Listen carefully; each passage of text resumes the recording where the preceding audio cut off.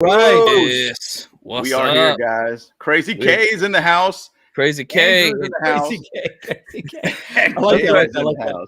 And it's that. it's 4:20 over here, so sorry, excuse the mist in my room, but I did not inhale over there, bro. I like it. Got that blue haze, you know what I'm saying? I like haze. Purple haze. What's Let's up? Go. So guys, we got an interesting draft episode for you guys today. So all three of us did our own mock drafts. We do not know what anybody has chosen on the mock draft, and we're gonna reveal it live on here with you guys. So you guys can, and we're gonna repeat this again before we start, but it's gonna be a surprise for all of us, and we want you to rank our picks. Like it, dislike it, say why you don't like it, and we'll go from there. So there's a lot to discuss on this. What's up, guys? What's up, Jim? Good to have you guys. But man, there's a lot to talk about, man. You know, the draft this week. And guys, we are going live. We are going to be going live on the draft as well, too. So fully expect that to happen. Yeah, and Jim, we're going to talk about this. That's exactly what we're talking about. So we're going to go through all these conversations. We've done our own homework. And again, this is all going to be live. So, man, guys, let's get into it. Let's go. Go. I'm Deion Henley. You watching the Boat Bros podcast? Let's do it!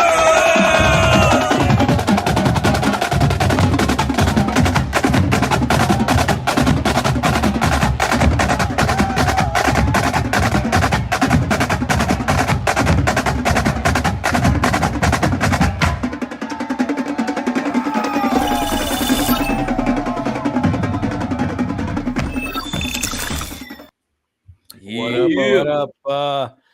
Awesome. Hey, so Jim, you check out that recipe for the protein Butterfinger protein shake? Man, enough guy. Did you share that on our Bolt Bros page or something like that? What's going on here, dude? Hey, I should be selling these bad boys. I'll tell you what. Dude. That's where you got the recipe from. Was somebody else's recipe, dude? Well, I copied it, baby. I copied it. It's all good. It's all good. Hey, Jim is saying it was money. It was money, dude. Fire.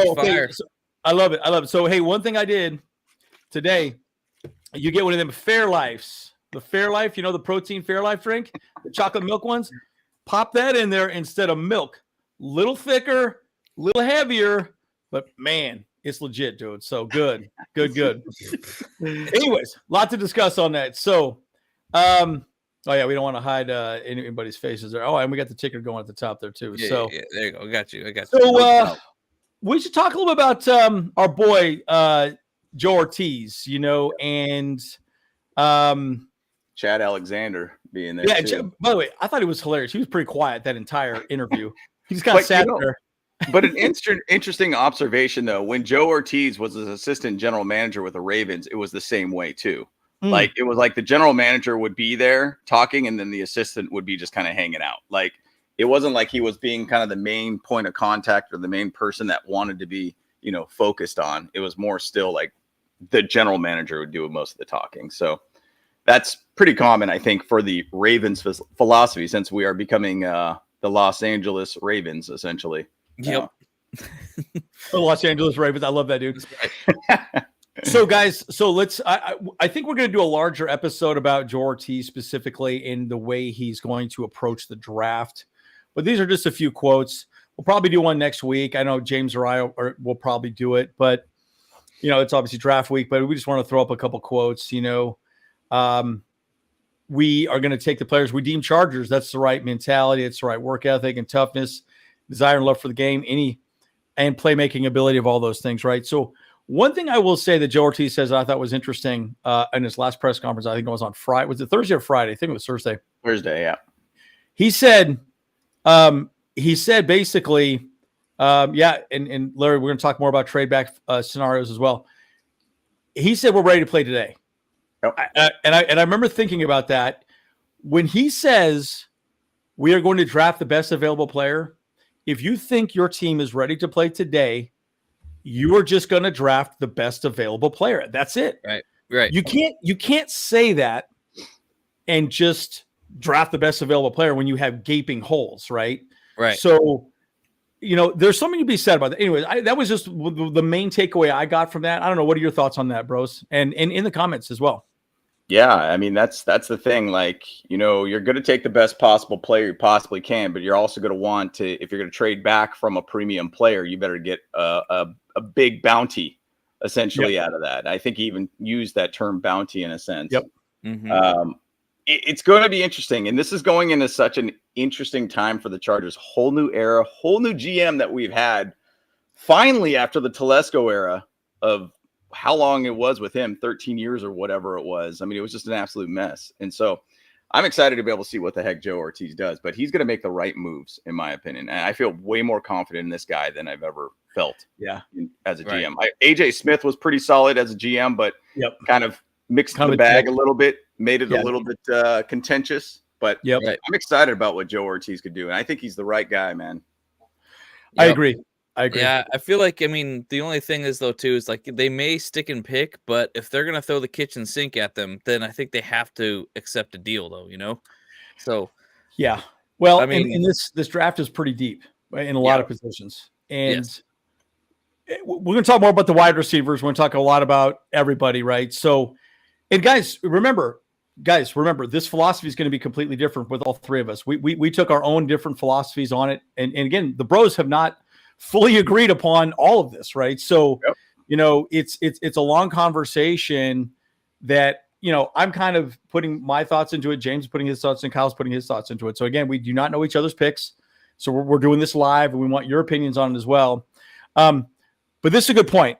So if you get a chance to add a great player, you add them. That's how we're going to approach it. And shout out to LAFB for that, for this meme. But, again, guys, there's a lot to be said about this. And folks, it's going to be exciting. And we are going to be live. Yes, we are going to be live. We're going to be doing recap videos. We're probably going to do a short video on every single player, every single undrafted free agent. It's going to give us a ton of content that we could do for you guys. We're probably going to give you a lot of that's kind of the thing we like to do. We like to talk about the individual player a little more than just some of the other podcasts.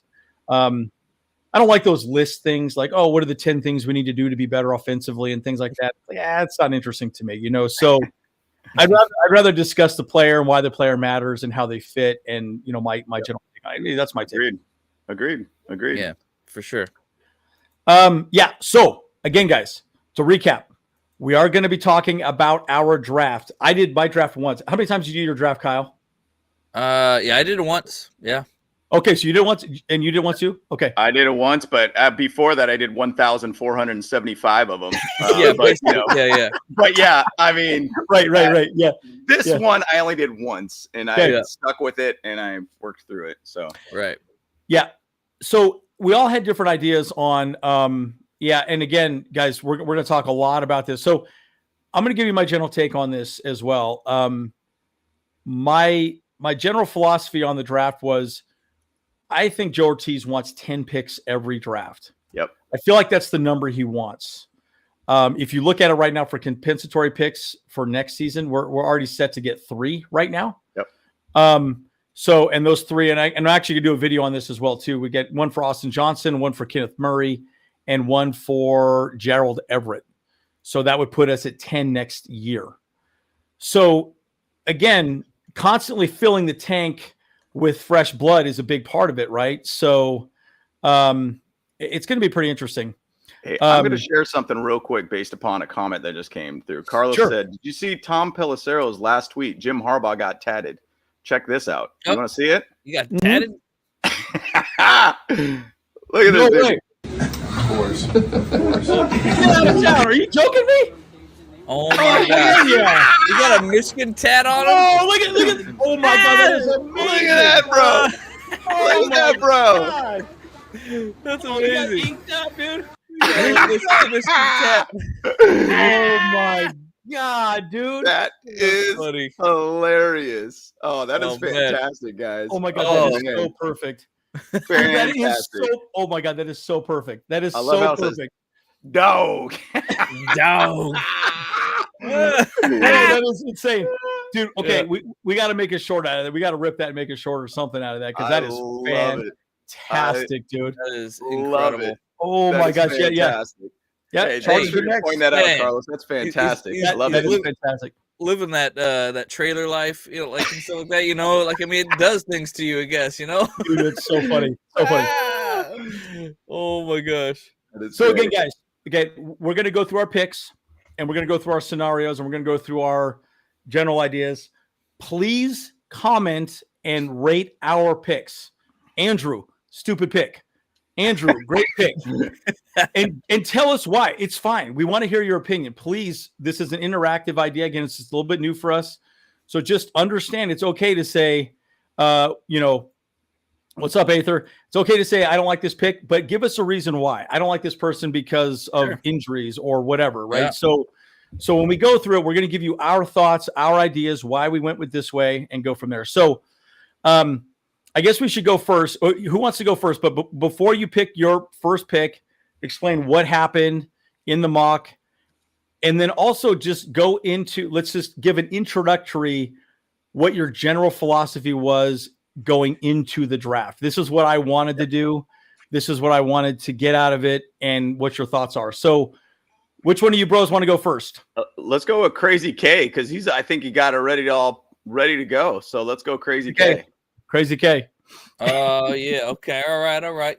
Just a smoke weed every day. Hey, happy 420, y'all. Happy 420. Hey, yes, happy 420. That's it's right. It's time to get lit, dude. Hey, again, guys, so give us your idea on your philosophies. What your thoughts are.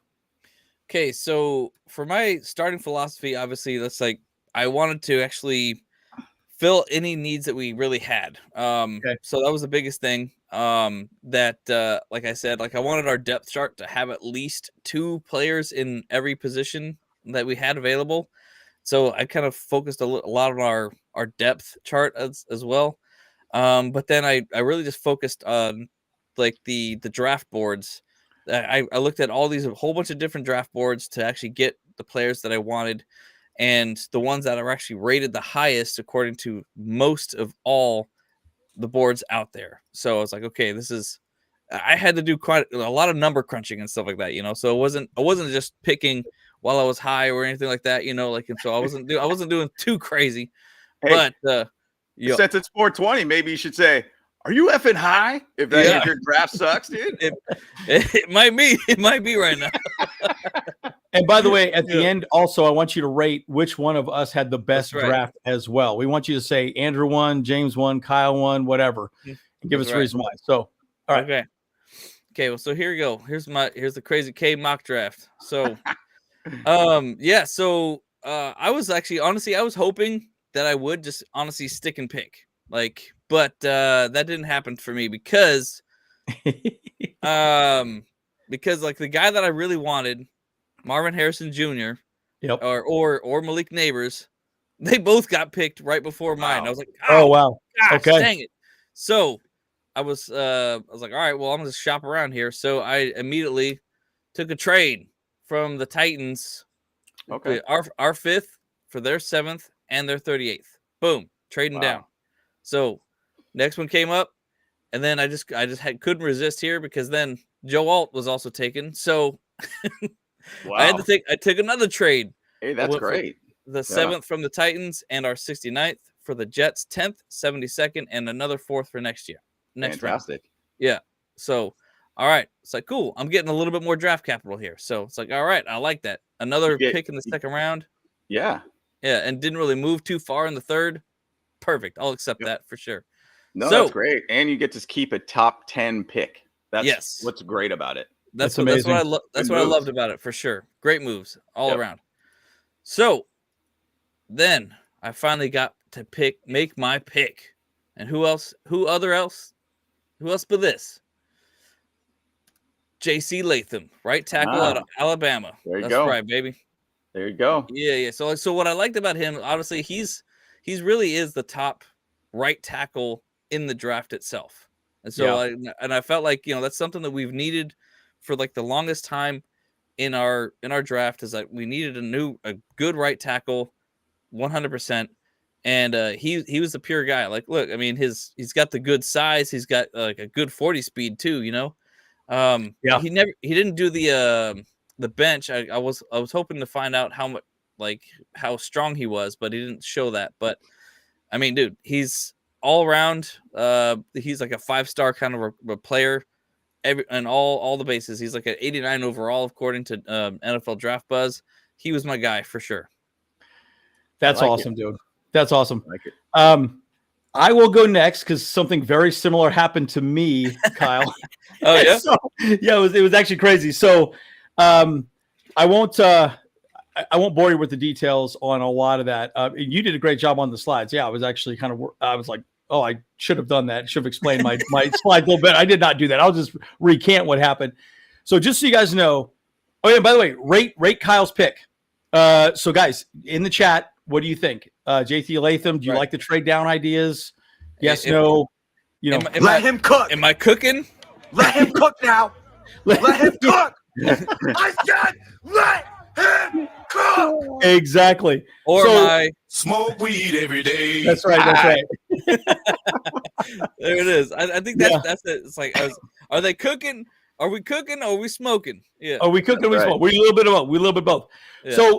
So again, I did something very similar. So just so you know, just like you, Kyle, I'm going to say something really quickly about the 3 wide receivers that are considered the best, right? Marvin Harrison Jr., Malik Neighbors, and then Roman Dudzé. Right. Marvin Harrison is amazing. He got double covered every year, and he still beat double coverage. That means he's an X wide receiver. He can be press man. He's the guy. You want him. He was not there for me at 5. So I had to decide what I was going to do. I wanted to go with Malik Neighbors. I was like, I don't know. Roman Dudzé, I thought, well, maybe if I trade back, I can maybe get him at maybe a 7 or 8 or 10. Didn't work out. Long story short, just like you, Kyle, I traded back. I traded back with the Giants. One position. Nice. They got J.J. McCarthy. So the Cardinals picked Marvin Harrison. I kind of didn't want that, but I was like, you know what? I'm okay going down 1. And then, we'll see if Malik Neighbors is there. He was not. Or they got J.J. McCarthy. Malik Neighbors was there again. But then I got another one. Traded back again with the Jets. So I got another 2nd-round pick and a 3rd in 2025. And then I traded back one more time with Denver at number 12. So I traded back 3 times. So I with Denver too. Oh yeah, man, with Denver. But I thought, you know what? But J.J. McCarthy was off the board, and I think he ended up picking like Brock Bowers or something like that, right? Mm-hmm. So I was like, okay, that's not too big of a deal. So at pick 12, I got this big boy right here, Fuaga, and oh yeah. My general take on this, and again, I wanted Latham. Latham was the guy. I was kind of hoping to get him. Right. I would get Latham over Fuaga, and just for just a couple general reasons, and this is going to be super biased, 100% biased. He went to Alabama. He is an extremely high-level recruit, and Fuaga has moved up the charts. So he was kind of low and kind of just inching up the charts. And so to me, I kind of thought, I don't know. But my point is, I think it's a great pick. He's going to be nasty. He's going to be physical in the right tackle position, and I think he'll do a great job. So, here we go. Well, Mike gave me an A+. Thank you, Mike. That's who I picked, right? So, yeah. But again, I think you can't go wrong with either one of those two guys. But no. I would pick Latham over Fuaga personally. But that's just a lot of bias in my opinion on that. So, anyway, that's my take. Yeah, that's good. I was thinking you guys are going to run through your whole draft and then we'll do it again there. But yeah, no. We'll go by round. Okay. Yeah, we'll go round by round. Yeah. So let me don't want one person talking like the entire time. And you got to remember too. So I traded back, so I ended up picking up a few more picks, right? So I got a couple more picks in each round as well. Sure. But it's nice because I ended up getting 4 picks in the top 100 through those trade backs. Nice. So my thought is I can get a few more picks as I go down, right? So excellent.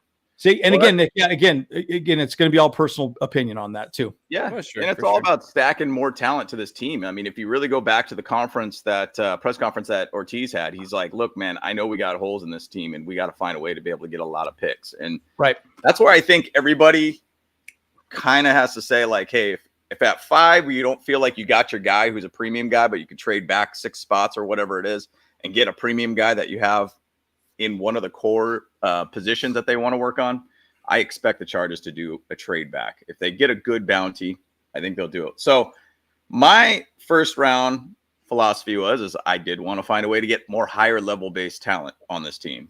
And so the one popular trade that everybody's been talking about is the trade to the Minnesota Vikings, get their first 2 first-round picks. Yep. And so I found a way to basically make that happen. So I ended up trading to get the Minnesota's 11 and 23.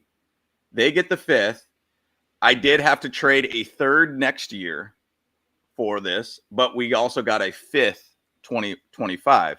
Now we're currently set up to get 3 comp picks next year. So there's a way that we could really get back in if we want to get into the higher level picks once again. But essentially we would have 4 extra picks next year, but I'll have 2 first-round picks this year immediately to fill 2 gaps. So if we're going to start on first-round picks, I got 2 picks right from the get-go for first round. So let me go ahead and pull up my slides here real quick. So once again, now we have pick 11 at this point. Yep. And I think everybody kind of has the same idea of what we're doing here. And once again, the idea of what I'm trying to achieve here is I want to be able to find a way to, and I don't know which screen is what now. So I basically want to build up the line. I mean, if you hear about Joe Ortiz, you hear about, Jim Harbaugh, you hear all the coaches, they want to build the line so Justin Herbert could stand up right. You got basically a solid run game all around. That's what they're looking for. So basically what I went with for pick 11 of the 2024 draft, James selects. Hey, of course. Oh, hey, we got the same picture too. Yes, Hey, that's what I'm looking at over there, and I'm like, I'm kind of confused. I That's what you were saying. I was like, wait, why are you having a hard time with screen you're talking about? I was like, wait a minute here. Like, why are we getting the double picture here? I'm like, That's hilarious. It should be out. But bottom line, the thing about him is this adds a nastiness to the line. That right side will be basically stonewalled at this point. I mean, he is a legit right tackle that adds physicality to the line. The guy is an absolute bulldozer that can make sure his side of the line is completely protected. You think with Rashawn Slater on the opposite side. Yeah, bookends. Bookends, great. You have a total physical bookends situation. Now it's about solidifying that middle. And I do feel like Zion, obviously we'll see where it's at with Bozeman for the center. And then you also got Sawyer.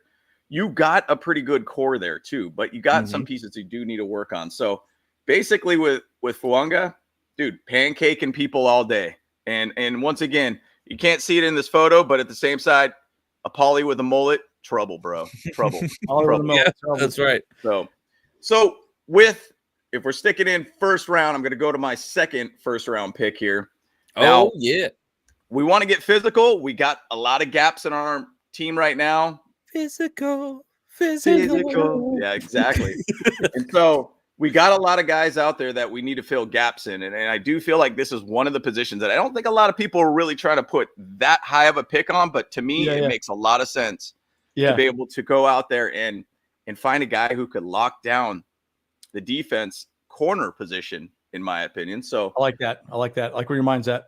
With pick 23, James Sawyer select. Here you go. Hopefully I got the right screen here, by the way. This might be anticlimactic here. No. You got the right screen. You got the right screen. Yeah. All right. James Sawyer selects Nate Wiggins, cornerback. Ooh, nice. So reason why I picked him, height, 6'1", 178 pounds, a little skinny on that side, but this guy has a 4.28 speed. A guy that can basically track players really, really well, basically has the ability to lock down players. Last year, he had a quarterback rating win target of 44.4. This guy was almost like a Revis Island, in my opinion, where you could just let him take his guy. He is done. That side of the field is toast, pretty much. And perfect combination of size, arm length, speed, and physicality that would fit perfectly as an outside corner for this team. if you kind of listen about what Joe Ortiz said on Thursday, that's what he looks for. And that's what this team wants to be, is have a physical side to it too. You imagine if you had a lockdown corner like this, we all hoped it was going to be J.C. Jackson. Didn't work out. If you have a guy like this that could just take one side of the field completely out, a number one wide receiver out, you have also Bosa, Mack, and Tooley on the line. It's going to be very difficult to find a place to be able to throw the ball. It's going to be Sack City over here, boys. So I had to go with that position. Yes, most people would probably say, hey, look, you should get a wide receiver. Cool, I get it. I think there's a very deep wide receiver core or choices in this draft that you could probably find a very, very good guy that's going to fit your scheme. So Nate Wiggins, pick 23. Book it. Dunsies. Book it. I like it. Well, good. Okay, so we'll go to round 2. No, that's good. Again, rate everybody's first picks, first rounds. Again, mine, Kyle and I both had only first round picks. Yep. We had both right tackles, and they were, and then we got extra picks in the draft. And I got again a second pick in 2025, a second round pick in 2025 from the Jets, and then a third round pick from the Jets in 2025. So some additional picks. Anyways. So awesome. Looks like James, you won so far. James wins. Okay. Yeah. Wow, James. All right, baby. I'm built different. I'm built different, baby. Well, a lot of people like that. Oh my God! Here we go. Okay, here we go. People have talked about that Minnesota trade a lot, and that's what most of us really like. Because the thing is too is I was trying to think about why would a team do that jump ahead? Because it's I'm like, hang on a second, I think that the Giants need a quarterback too. I think that's only why. Because the Vikings might want to jump ahead of them. So they're either going to jump ahead with the Cardinals or us. And that's what a lot of people believe, Yeah. So no, I think it's good. And by the way, just so you guys know, Herbert, people keep talking about this trade thing. Ain't happening. Guys, he has a full no trade clause. Right. Full no trade clause. So sorry, you can't trade him. Yep. And I mean, unless he's convinced that he wants to go to Minnesota, but right. I don't. It's ridiculous. It's garbage. I don't think anybody's really saying anything of real value there. It's I don't know. It's kind of a frustrating conversation, but it's whatever. Well, the one thing that would be interesting about a trade like that, if it goes to Minnesota, would that satisfy Justin Jefferson to stay there? Yeah. Okay, if it does, you got to pay that dude $30 million a season. Plus, you got to pay basically Herbert $55 million plus every single season. You can't really put too much on one side of the ball because the other side of the ball is going to suffer, or the entire offense potentially. 100%. We got into a situation with that, guys. So that's a lot of money obligated to 2 players. It just doesn't make sense to me. Yeah, it doesn't. Yeah, and I just don't think, there you go. It's a better chance of Bo Bro becoming a Raider fan. That's right. And again, think of it this way too. As much as Harbaugh has talked up JJ McCarthy, he came here because of Justin Herbert. He's had a man crush on Herbert forever, right? So anyways, I just don't see that, guys, right? But anyways, I understand the media wants to spin their conversations, but it is what it is. All right. Yep. So Kyle, you're next, I guess. Let's go. All right, let's go back into it. All right. So second round comes up. Yep. Crazy game. All right, round 2. I love the man. You got it on the slide. It's very organized. I'm liking this. Organized. I did. Hey, you know what? I had some time at night. I'm a night owl, so I'm just like, I like this. I'm gonna do my homework. You know what I'm saying, bros? Come on. He celebrated his 420 last night. What's up? Right. Lazy. It's back. I woke up pretty early this morning and to go out and play some pickleball, and there was some marijuana in the air, dude. And I was like, wait a minute here, boys. Yeah, that's 420, son. What's up? Oh, I didn't realize it was. Well, that's pretty awesome. Yeah, people were having a good time pickling it. All right, so okay, so obviously I really wanted to go wide receiver in the first round. I wanted to stick and pick, but my choices were taken away from me. So I was like, fine, whatever. Yep. So exactly. So I was starting to look at wide receivers in the second round because I feel like there's a lot of depth in the second round here, because obviously we only have really 4 wide receivers in our team right now officially. So I was like, all right, let's figure out something there. So I wanted to find the guy that was like the fastest that was available right now. And who else was that besides wait, where'd it go? Xavier Legette. Xavier Legette. Wide receiver, Southern California or South Carolina. Yes, that's right. So, I mean, I like what he's got. You know, he's got a really good size. He's 6'1", 221 pounds. He's got a 40 time is a 4.39. That's like in the upper 85th percentile. You know, he's got a good jump. You know, that's like the very high. So he's got great on that jump ball. He's a multi-role receiver. Yeah, and he was his bowl. He was in the Senior Bowl. His overall rating is according to NFL Draft Buzz is an 87 overall. Dude, he's got everything. He's a deep threat. He's got intermediate routes going. He's got short receiving. He's got it all, baby. You know, he's a top-notch player that we can actually get. So, yeah, I really liked him a lot. Like I thought he was going to be like the guy that we need for sure. In the second round. Yeah, that's good. That's interesting. I'm glad I'm following you, Kyle, because we're kind of the same minds on this. We're in the same minds. We're the same. Okay, so, this is actually I was like, whoa, dude. Yeah. Okay, anyways, kind of funny. Yeah. So I do still have another pick though in the second round because my trade stuff like that. So I was like, okay, so I addressed the offense. I got the right tackle, and I got ourselves a nice solid wide receiver. But it was a back-to-back picks right here. So like these are two of the picks were like the hardest ones for me, to be honest. I'll say. Yeah. So what I went for next is I wanted to go the opposite side of this ball here. So I had to go cornerback.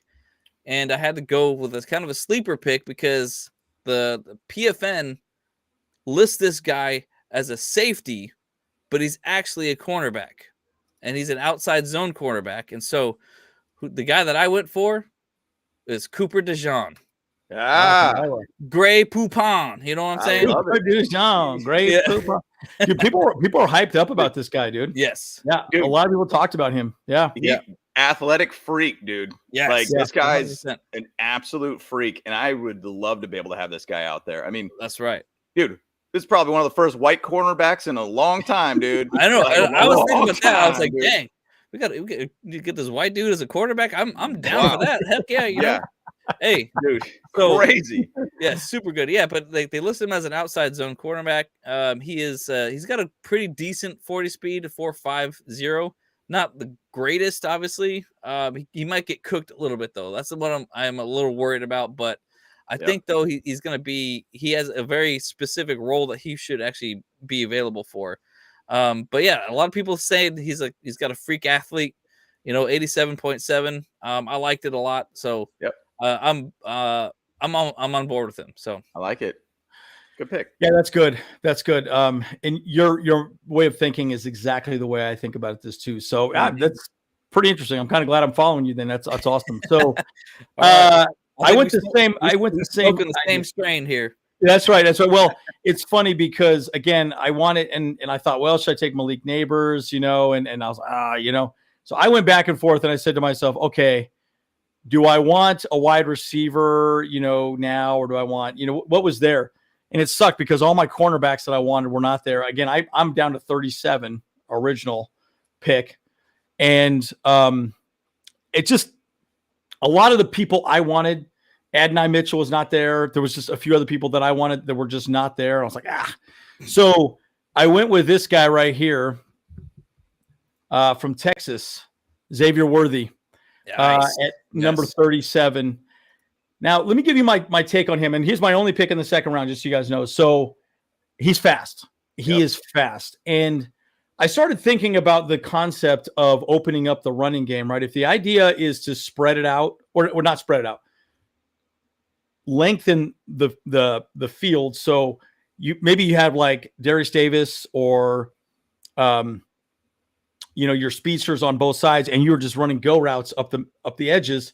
The safeties have to respect the fact that they're back there, right? No matter what. So my thought is if you can get the safeties to be committing to the wide receivers, they're not there to stop the run game, right? So you make it look like a throw, but you're actually doing a running game, right? So you're opening up the running game, right? So that's the kind of marriage of the run and the pass. And this guy's pretty sure-handed, very, very skinny, right? Yeah. He's like 165. Like he's rail thin. Like got to run around the shower to get wet thin, right? But he's fast as hell, dude. It was like a 4.21 or some shit like that. He's just crazy quick. So I like that. And I just kind of thought with Darius Davis, he could be a good guy. I think he did some special team stuff as well too. I believe he did. Anyways, he's projected to be around the 5th ranked wide receiver in the draft.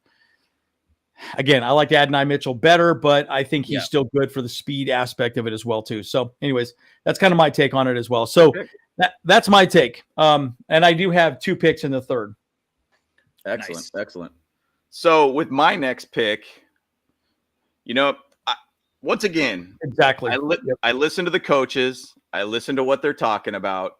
What do they want to do? Build physicality. The O-line is everything to this team. Everything. This is going to make this team work and operate all around. Quarterback, running game, they want to be able to build that up as much as you possibly can. So, look, sometimes drafting these O-line guys ain't the splashy draft by any means. Those aren't the picks that everybody's like, woo, wow. But at the same side, it's the right picks because those are the ones that actually make everything click. I think even Jim Harbaugh talked about, he's like, the O-line's important to the defense because guess what? Would you like to be sitting on the sidelines when they're doing a 13, 14 play drive? Huge. Yep. So the idea that I'm looking at it here is saying, hey, look, we got to find a way to go in the O-line again. In 2nd round, I think we could get some pretty good guys there. Yep. Specifically at the center position. So, oh no, I know where you're going with this. So where I'm going here is okay, here we go. For pick 37 for the 2024 draft, James Sawyer selects Graham Barton, O-line. Reason why I chose him, he's extremely versatile, first off. The guy has the ability. There we are. The guy has the ability to play up and down the line everywhere. But he is kind of being projected more as the center guy, more or less. Yes. Yep. And the thing about him, big physical guy that can just drive well through players, strong hands that could stonewall players too. And in my opinion, a lot of people are even talking about it too, that he could be a Pro Bowl player right from the get-go. Yeah. Like he is a guy that could be a plug and play dude all around. Yeah. I want to be able to build this O-line because I don't want Herbert to go through those years of, Phillip Rivers went through so many mediocre based O-lines and it just never gave him really a good run game and never really gave him a very good opportunity to be able to be that pocket passer that he was. I want to be able to see this O-line not sack my quarterback. And I want us to be able to run the ball based upon our plan. And I want guys to be physical based upon their plan. So Graham Barton, pick 37. Book it. Let's go. Book it. Oh, that's so funny. That's good. I like that. It's a good pick. I was actually going to go that way as well too. I was thinking about that and I thought, well, 2 offensive linemen in a row. We'll see. So what's your guys' thoughts on all these drafts for 2nd round? What's your guys' thoughts? Greatest. Yep. 1st and 2nd round. What's your grades so far? All right. Oh yeah, Fraser. Yeah, Fraser. Yeah, it's good. I like that idea too. Yeah, Fraser's good. And I looked at him. A lot of good choices. I just kind of felt like for my draft, I'm just listening to what the coaches like and just stick to what they want. So I think it'd be fun to be able to look at the draft after and say, like, did we even hit on any of these? Probably not. Probably won't hit on any of these. No, yeah, definitely not. But it'll be fun to take a look at. Mm-hmm. Well, I'm gonna look at all my all the pictures that I saved with my drafts, and I'm gonna see if I got hit the lottery somehow. If I get a bingo somewhere. Exactly. I like that idea. Yeah. Aether's a hater, bro. Yeah, he's hating right now. Well, no, he hated. He loved your first one.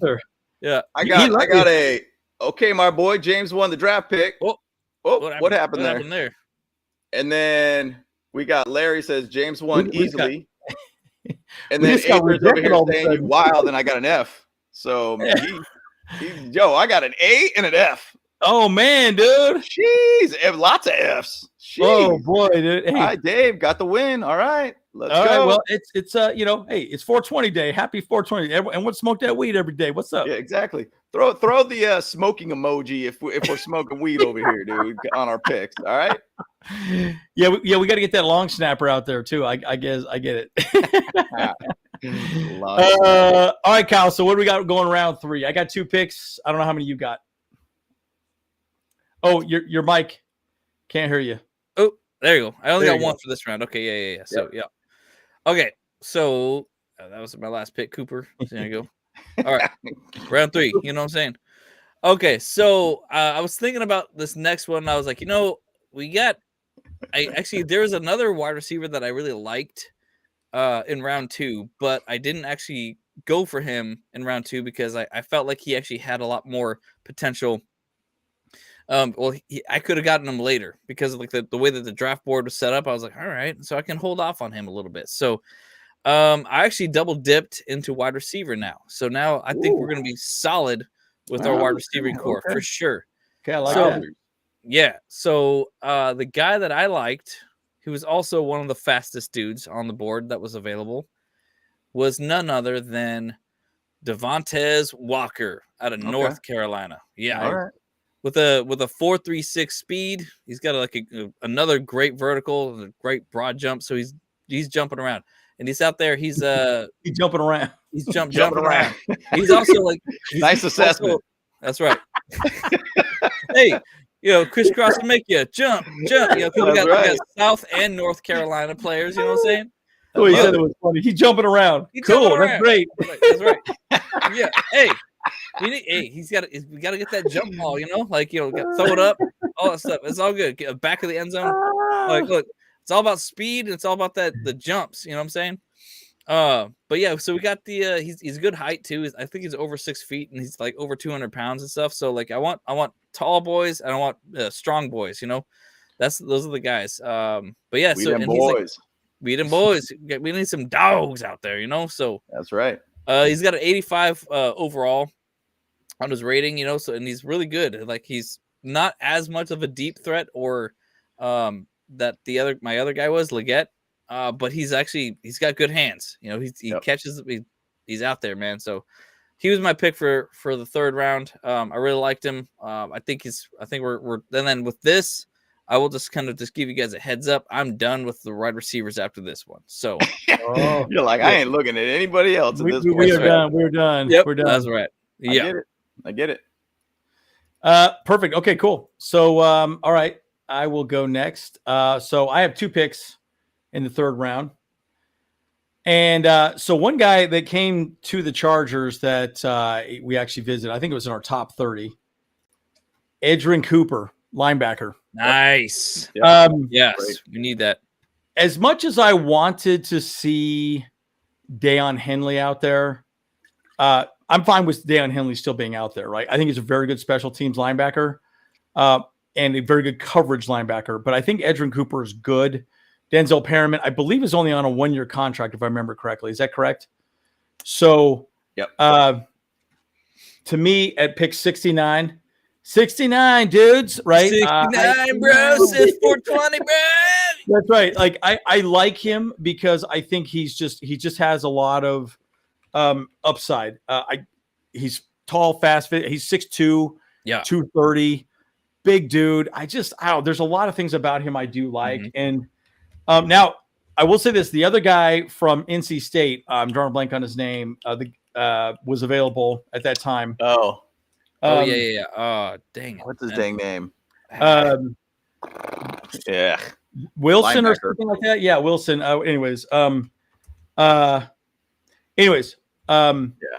Long story short, he was available, but this guy's had a lot less injuries, and that guy's had so many damn injuries. And I just thought, I would rather go with somebody that has less injuries. But again, he's a 3-down linebacker, great against the run. He just kind of does it all. A very good overall linebacker. And again, we know Perriman's not going to be here very long, so we need a good rookie to come in and Henley to maybe step up behind Perriman. Yep. Perriman has injury issues. We all know he'll probably be playing. So, anyways, I I like was him. thinking you were talking about Peyton Wilson. Peyton Wilson. Here we go. Yeah. Yep. Yeah. Okay. Yeah. And again, I love him to death. I think he's fantastic. I thought he killed it at the combine. Yeah, killed it. But the reality was with his freaking injuries, it's like there's just too much risk there, in my opinion, with that guy. So that's my take. Okay. So my second pick in the third round, Chris Jenkins, Michigan. Love it. Defensive tackle. Yeah, there you go. And dude, he's just big, dude. And he knows the Michigan defense. He knows Jesse Minter. He understands it. Dude, he's 6'3", 305. His broad jump was great. Dude, he had freakish combine numbers, like nuts. And again, I think it's a big part of Ben Herbert, right? Just goes to show you he's just going to elevate everybody. Great performance. Versatility is amazing. A lot of people say he's a top 32 pick, by the way. Yep. So the fact that he slipped to 72 was probably not really realistic, but he was there, and I'm like, hey, I'm just going to get him. The other guy that was available at that time was that homie from Florida State, Fisk, I think. Was it Fisk? I chose him. I chose Jenkins over Fisk from Florida State just because he understood, the defense that we're going to be running here. So those are my two picks for the third round. And guys, give us a rating. Give Kyle a rating. Give me a rating. Yep. A, B, C, D, F, whatever. And then, just give us a rating, guys. And at the very end, rate us all 100%. And we are going to recap our picks as well. For sure. So give us a rating on who wins the whole draft. All right. So my pick in round 3. So I'll say this, I'm kind of putting this pick out there because this is a Jim Harbaugh, I want my guy kind of pick. And we've met with him multiple times already. You obviously think Andrew just talked about a Michigan player. You're going to get some Michigan players on this team. It's just going to happen. Yep.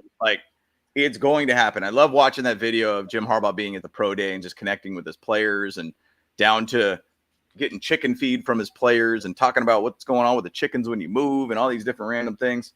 That was such a cool video, but he's got a cohesiveness with those guys and he knows those players. Now, I'm not the biggest fan of this pick, but at the same side, I'm expecting this pick to happen just because he's a Michigan guy. And so with pick 69, dudes, for the 2024 NFL draft, we have James selecting. Here we go. Blake Corum. Oh, there we go. There's a lot of people over here talking about this guy being the dude. And the reason why I dislike this pick, but at the same side, I'm really not.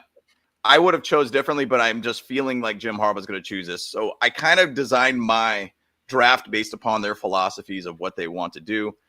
And you're going to get a guy that knows the system right from the get-go, a guy that could be another running back for this team. Obviously, we signed J.K. Dobbins, but that's going to be like a low risk, high reward, potentially could be something that really doesn't pan out. We've got to find a way to be able to have that stable guy here. And so the big thing about Blake Corum, he's a touchdown machine, bottom line. That's what he is. He's an absolute touchdown machine. And he's a system fit for what Harbaugh wants. Strong running back, smaller size of 5'8", but he did bench 27 reps at the combine, which is ridiculous. That's nuts. So patient with his runs, waits for the opening, excellent goal line ability, has pass catching ability. So he really adds a nice element to the game. So this was a pick more on the Harbaugh side, but I think this is just kind of going to be like, I'm going to find my guy. And Blake Corum even talked about hey, draft me, Harbaugh, we're going to go win Super Bowls kind of thing. And so I think it's just like they're boys. And so Blake Corum, pick 69. 69, dude. 69, bro.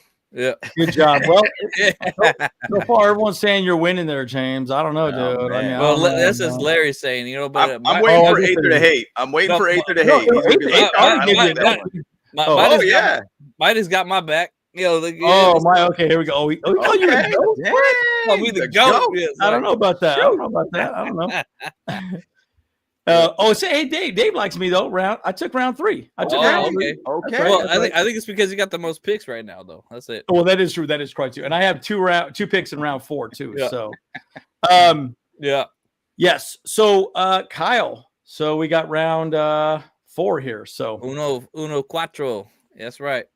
So okay. So all right, here you go. Go into here. Boom. Round 4. We ready. Yeah.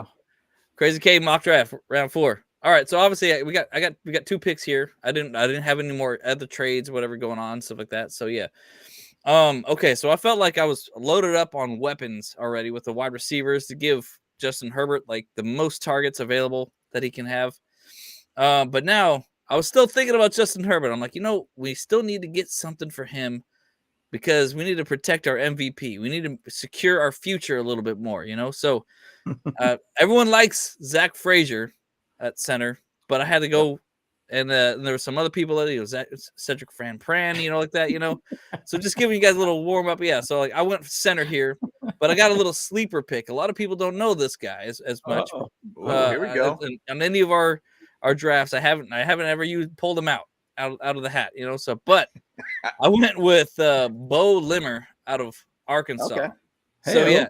So some websites, some people list him as a right guard as well. So while we still have Bozeman over here, we got him as a backup because he's actually primarily a center, but he can also be a guard. And so we're kind of securing that right guard position a little bit more.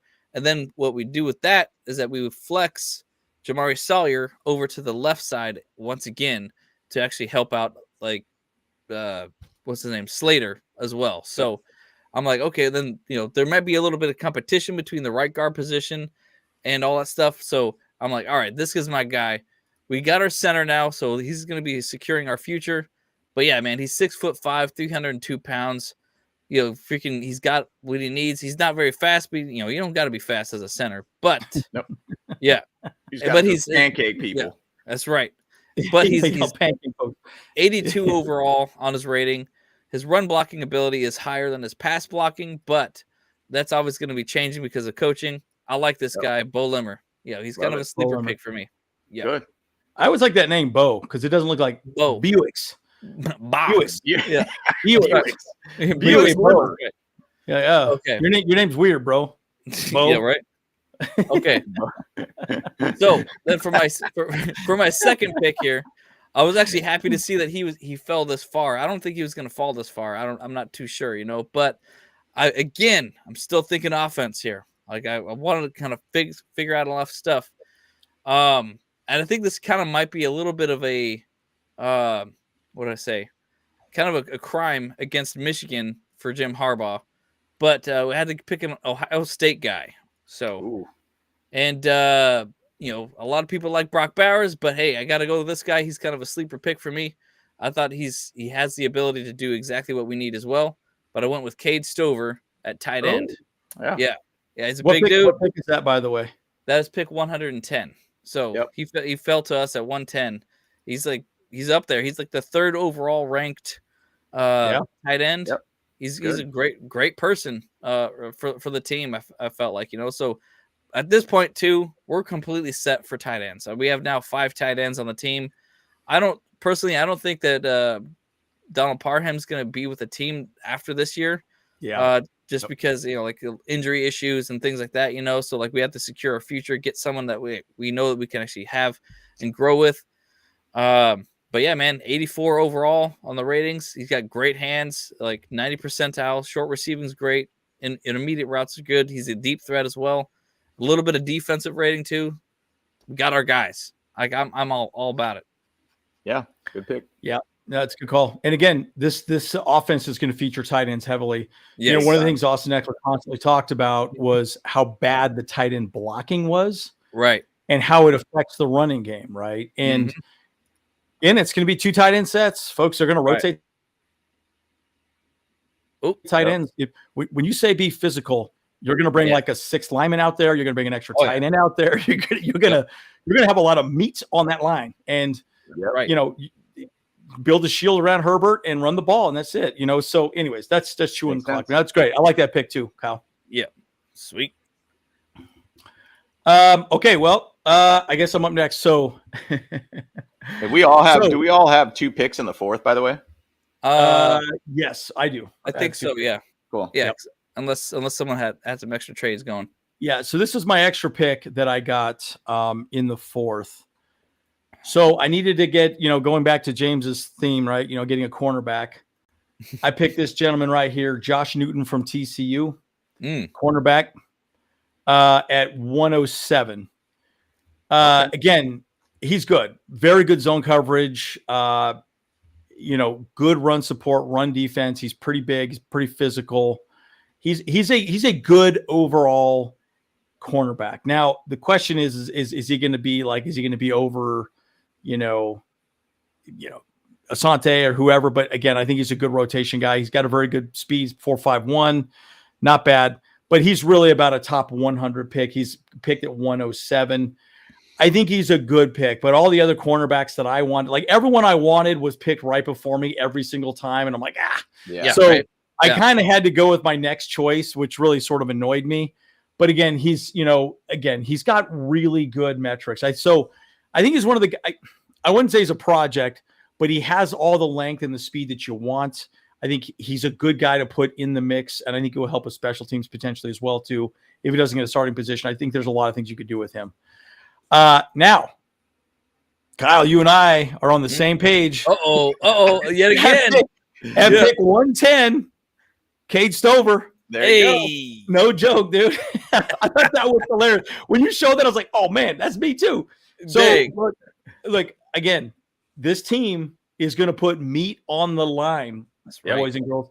And again, when we talk about wide receivers, folks, I don't know that we're going to have a lot of 3 wide receiver sets. We're going to have mostly 2 tight ends and 2 wide receivers, right? So a lot of these wide receivers are going to be rotating plays, right? And so big dudes like this, they're going to be featured in the run game and in the pass game.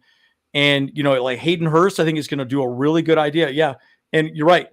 Dennis Young made a really good point. Yep. Roman might roll out with 4 tight ends and no wide receivers. Yeah, guys, I'm not joking. There are times they're just going to put meat on the line and just push them. Because you have to remember, going back to James's, Nate Wiggins, he's 170, right? Dude, if this guy comes at a guy that's 170, he's going to blow his jock off, right? And just his helmet's going to fly off. The whole deal. You know what I'm saying? Like, that's the point, right? So, again, when you say physical, that's what these guys are. That's what they're going to do. So, again, I'm kind of going back to the thought of we want to establish ourselves as a physical team. So, it's kind of the way I focus on it a little bit more rather than, but again, I did pick Xavier Worthy, who is a very fast guy, but I like him because he could stretch the field. That could be the burner down the field after, 6 run plays in a row. Play action pass, he's open, yada yada. So that's my take on that. So those are my round 3 picks. Yep. I only have 1 round 5 pick, by the way.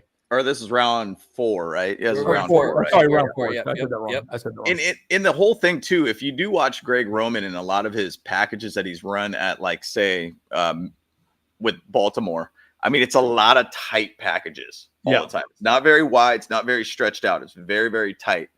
And he just works routes out that way. Yep. And I think, to be honest, man, tight end is going to be critical for this team. But with my pick, I'm not choosing a tight end here, boys. I am not choosing a tight end. So we got 2 picks coming up here in the 4th. So keep rating us, guys. Rate Kyle, rate me, and rate James, right? So please give us a rating. So A+ for my picks, regardless. So, my picks are great. Anyway, here we go. So here we go. Okay, so I haven't chosen a wide receiver at all yet. And so I think every Chargers fans would be exploding by this time thinking, what are we doing? Well, okay, what I'm thinking is that we are looking at multiple vets already right now currently with the Chargers. So I'm expecting us to sign maybe 1 or possibly 2 vets to start filling this team up. So Tyler Boyd is one guy that they looked at. Michael Thomas is another guy they looked at. The other guy from DJ Chark, I think is his name. DJ Clark. Clark is it Clark? Chark, whatever his name is. So we're looking at these guys that could be kind of like lower signings, but good vet guys to add to this team. So I'm expecting something like that to happen. But I will choose a young wide receiver at pick 105. So Ooh. with pick 105, James Sawyer selects for the 2024 draft Jalen McMillan, wide receiver from Washington. Hey. So it's not Rome Odunze, but at the same side, the other guy is pretty good too, by the way. Solid route runner with the ability to find separation and run after catch ability. Good downfield threat. Can make the tough catch in traffic, which I think that's going to be kind of how a lot of the routes are going to be designed. It's going to be a little bit more traffic-based type things, crossing routes and things like that. And can work well in the slot boundary and well in motion too, which I expect a lot of motion within this, offense, and runs about a 4.47 40. So I felt really good about this pick, and I think that he has a good ability to be able to add to this team. Plus, we're going to already have vets in front of him too. So it's kind of a more built position for us, but I think it's one of those guys to add more depth to the whole wide receiver position. So I went with Jalen McMillan for pick 105. Now, good call. Go ahead. Go ahead if you want to bring comments. No. I was going to add one comment after that, but that's fine. Okay. Let's hear your next pick. Pick 110. I haven't chose a linebacker, man, and I felt like I got a perfect guy.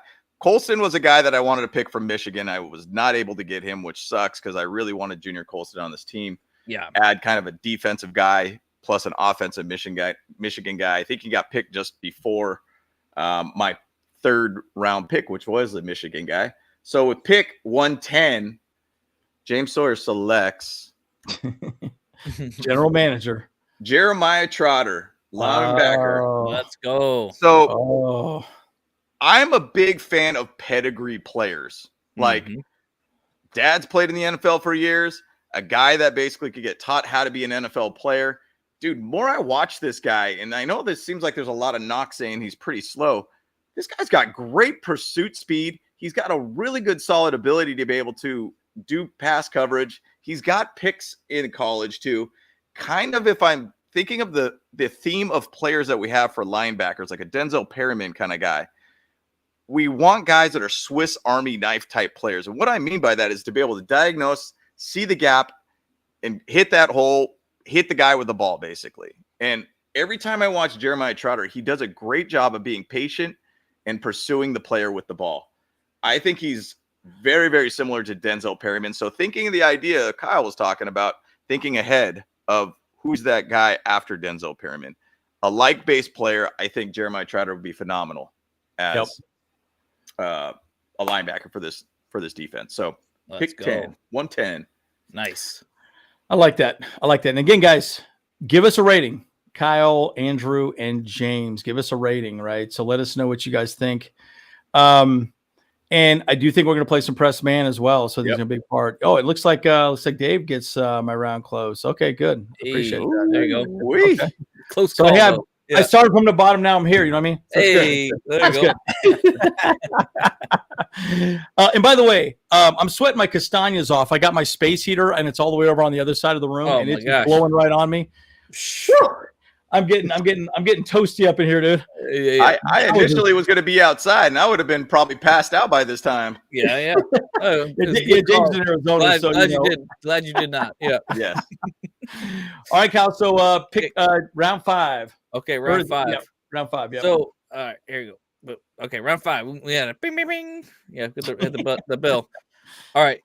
So okay, you guys you guys talked about linebackers a little bit. And so I had to dip in the linebacker finally now too, because I'm thinking about just like you're saying, Denzel Perryman. Who's the guy after Denzel Perryman, because we only got him for a little bit, so and obviously we let Kenneth Murray go. But what is the one thing that we've been lacking a lot on the defense? And that's stopping the run, right? We've had the worst run defense ever. So I went with one of the guys that was the strongest on that was available right now. At pick, what is this? 140 now. Sheesh. Yep. So far. So 140, I went with another Ohio State guy, Tommy Eichenberg. Okay. Yeah. Okay. So he's kind of listed as a box linebacker. His whole idea is that he's a more of a tackling run defense guy. So he's just going to spy the running back, protect them there. And I really like this guy a lot because he's like, super strong. He's going to go out there all the field. Kind of could be another Drew Tranquil type guy. Hopefully he doesn't get like the shaft like Drew Tranquil did, and start hating on us, but I think I like this guy a lot. Honestly, this is why, and this is honestly, to be honest, the one thing that I didn't like about my draft is just a kind of a forewarning. I didn't get a single Michigan State guy. None of them were or a Michigan guy. None of them were available. I had to keep going to Ohio. So this is probably going to be a crime against Jim Harbaugh for sure. So yeah, but I liked him a lot because I need some run stopping power. Like that's what I was going for here. So love it. No, I like that, dude. Honestly, and again, I am highly biased on my picks. Right, I ain't gonna get nobody from blowjob state. Nowhere. Nobody cares about them. Right, like it needs to be. Ohio State, Oregon, Alabama, whatever, dude. Oh yeah. And, because, dude, they're 4-star recruits, right? They're high-level recruits, right? And so, I'm not a fan of these smaller school guys. And again, that's just me. But and I also look like Trey Pipkins. Where did he go? Like Montana State or something like that. He went to a small school. Super small school. And again, Pipkins has turned into a serviceable right tackle, but it's taken some time. So. On to my fifth round pick. I only have one. I double dipped actually in a position that I think is going to be very important. And I think also, I don't know, I believe Asante Samuel Jr. is in his last year, I believe, correct?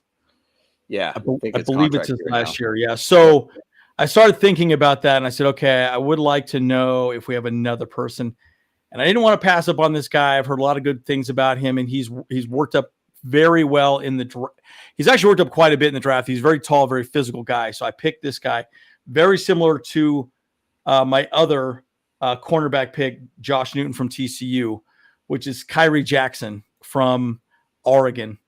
And I picked him, dude. He is big. He is 6'4", 194 pounds, which you wouldn't think he's that big, but he's pretty big.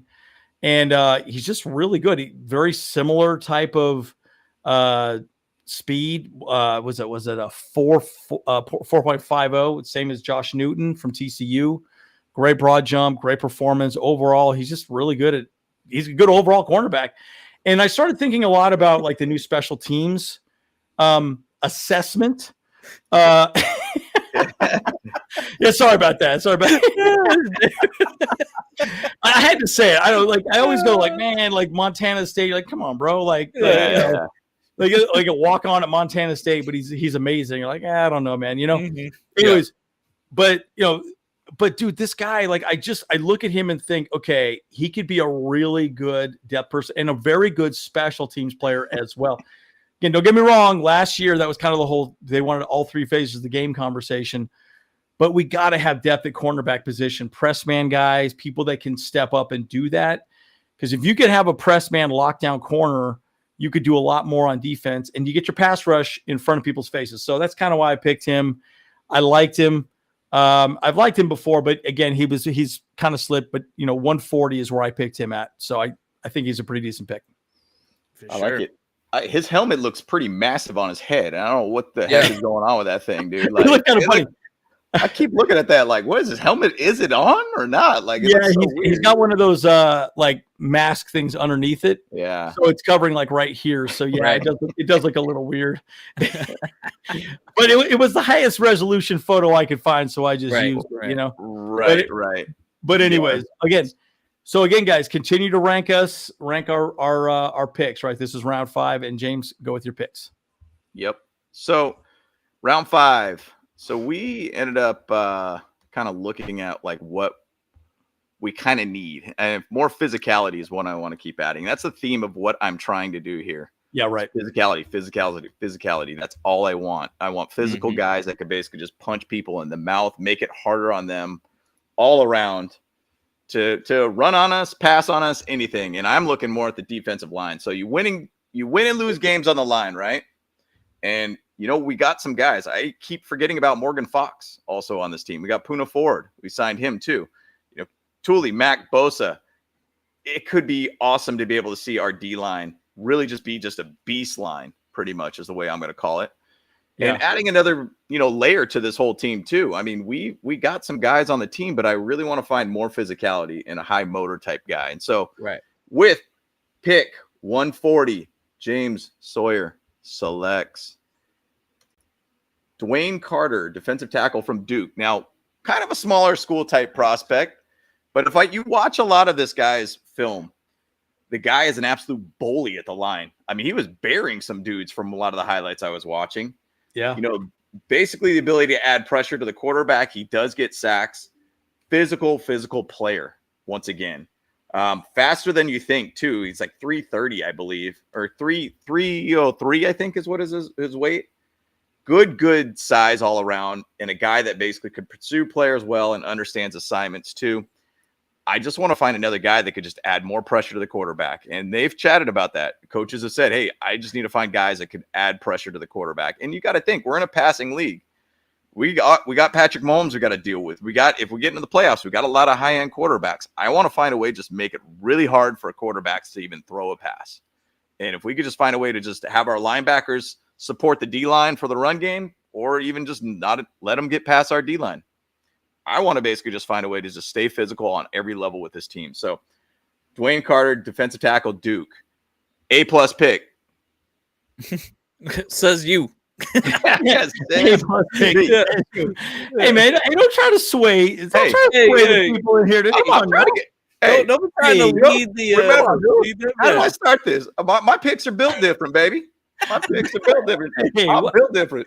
Hey, don't try to be the politician in here, dude. Come on now. Yeah, right. Oh, I like it. Okay, hey, Larry's on my side. Every pick. Hey, man. You're Boom. swaying the crowd, James. You got to quit that, dude. You got to quit that. Did you slip Larry a 20 before this? That's right, going on here, That's dude? right, baby. Hey, I'll shoot you that Venmo, Larry. Dave got my back. Yeah. Man. Okay. All right. Hey, you show some love to Andrew up in there, though, for sure. Hey, not how we start, it's how we finish, right? That's right. Yeah, start from like my online dating profile, right? Let's go. All right. So what I don't even know who's. We're in fifth round now. We're in 6, I think. Wait, no, sixth round now. Yeah, sixth round now. Yeah. So yeah, I'm not. Who's keeping score, anyways? So, like, who's? We'll do a final one at the end. Okay. We'll do a final round. All right. Yeah. All right. Final round up at the end. Yep. Okay, so we're doing a 6th round now. So yep. Recapping my last guy there. Okay, round 6. Ding ding ding. I don't have that button. Yeah. Right there you go. All right. 6th round here. Yeah. So okay. So for this one, I was like, all right, I went heavy on the offense my whole draft, just an FYI. But this is my final offensive pick in this entire draft. So obviously I thought is it round 6 or 5? Oh no, you traded some stuff, right? No, this is round 6 now. Yeah, round 6. Really? We just did round 5, Oh, snaps. Okay. All right. Yeah, round 6. So you should have 2 more picks. You know what? Yeah, we should have 2 more picks or so like that. So, yep. All right. So now I got 3 picks left. Oh, you might have picked one up off of some trade downs or something. Maybe I don't know. I'm not sure. That's okay. I have a 181, 2. Yeah, this is my 181. This is my 181. Yeah, but 181 to 6th round. Yeah. So okay. So this is my final pick for offense, just to give you guys a little bit of a heads up, a little teaser pleaser. So I was thinking about, okay, what is the Greg Roman offense built heavily upon? And that's the run game, baby. So I'm going run game. And my thought I was like, okay, I need someone who's fast, but I want someone who's physical. So kind of combine the best two there. So I found someone who was pretty strong, but he still had a really good speed and he got good size. At 6 foot, 221 pounds, I went with Isaac Guerendo, running back out of Louisville. Yeah. So he's actually solid, because one of his best traits is that he breaks tackles. Yeah. So, and that's kind of why I liked him a lot. He's chucking that fool right there, dude. Yeah, dude, he's chucking him. He's literally messing that fool up. Nope. Yeah. So he ran on that outside there, and he just passed him up. So he's a 40. His 40 speed is 4.33, and that's pretty dang fast. That's faster than LT was. And guess what? He's got the jumps too. His vertical is 41. Yeah, his broad jump was 129. So yeah. But his rushing ability is super good. His receiving was great. Breaking tackles is good. He's definitely my guy. Obviously he does come from one of those smaller schools. I felt like Louisville's not like the big splashy name. Yeah, Lamar Jackson came from there, right? So I think he's definitely the guy for running back. Obviously we are stacked now with running backs. I think we're good. I don't know what's going to happen with Isaiah Spiller. And a lot of people say he just keeps getting kind of pushed down the line. Maybe he's got a bad attitude. I don't know what's going on, so. But running back for me in the 6th round. Yeah, I like that. I like that a lot. Dude, Kyle, you and I are like on the same page. It's hilarious, dude. I was like, whoa, dude, like this is freaking again, guys. We did not know. This is all new. We did not know what we picked. I mean, we kept it very quiet. So we're learning this as you're learning this. And again, rank these choices, guys. So for my 6th round pick, I chose a running back. Funny enough, I was hoping Gorendo was going to be there, but he was not. It was actually I was actually hoping that he was going to be there with Kyrie Jackson, and then I was going to get a cornerback later. But so this guy is a Carson Steele running back from UCLA. Now, local guy. Again, you might say, well, a lot of people think he could be an undrafted free agent. He's a big dude. Now he could slide as a UDFA, but I don't think he will. I think there's too many people that haven't projected. Guys, he's 6 foot, 228. He's 230 pounds. You could easily switch him to a fullback if you had to, right? Yep. So, Ben Mason's out there. You could use this guy also as a fullback. Again, the physicality conversation. This dude's a physical dude, man. In his 37 games, 28 starts, he's got 3,200 yards rushing, 26 touchdowns, 648 carries, 56 receptions. He kind of does it all. Very athletic, kind of a freak athlete. But, a lot of people he's not quite as fast as you want him to be. There's just some things about him that, he could improve in parts of his game. Yeah. But a guy that you could get in, learn from some veterans, I think he could be a guy that could step up and do a good job. Again, bit of a depth pick, but I felt like he was a good choice for us. You need a stable of horses, boys. You need a stable of horses, and he's another guy that can run the ball and get physical, right? I want to get physical. That's right. Man, they got to play that in the locker room where they're like, that's right. They just getting them reps in, yo. That's right, baby. And it's crazy how it's kind of a conspiracy that both of us have kind of similar mindsets going on. Yeah, bro, it's nuts, dude. Bro, so weird. When you showed Isaac Gorendo, I tried to get him, dude, and I was like, and he was picked right before me. It's like, so dude, he's solid. So many different places, so many different picks are like right before. I was like, oh man, so this is a trip, dude. This is a trip. But what's funny is the reason why I chose that whole pick of pick 3 to be able to get Blake Corum. I just felt like that was like a coach pick, and I would have wanted an Isaac Gorendo type guy because that speed guy, size guy, that would have been great. I almost thought about double dipping in the running back side, but I did not do it. So my pick 181. James Sawyer selects. Here you go. This guy right here. James Sawyer selects Brennan Jackson, defensive end from Washington State. Now, I like that. I like that. The way that I'm viewing it is that we need to find a way to be able to add some more depth to that D end. And once again, I'm really looking at. I want to solidify both sides of the lines. I want to make sure we got guys there. Now, Chris Rump, the Rump Shanker, is on his last year of his contract. Yep. I just don't really feel like he's going to be a system fit. I mean, once again, he's just going to be one of those guys that, personally, my opinion, I hate to say it, I don't think he's going to make the team this year. That's maybe my bold prediction. Wow. I don't think he's going to find a way on this team. And I can see that. I feel very, very strongly about that. With Brennan Jackson, once again, the physicality side of things, I want to be able to find those guys that could be physical, that could get to the quarterback, that could just be a high motor kind of guy. And this guy's 6'4", 264. He's a local guy too. He's actually from Temecula, California. He's kind of coming back to Los Angeles area, Southern California. High motor guy that doesn't give up. He has the ability to get after the quarterback, pursue the player with the ball, can set the edge well, and work well off of blocks. He had 8.5 sacks last season. The year before, I think he had 5 sacks. This is just one of those guys to add more to that DN side and that pass rush ability all around. So I felt like adding him as more of a depth guy and a development guy, and also will have really, really good ends to be able to learn from too.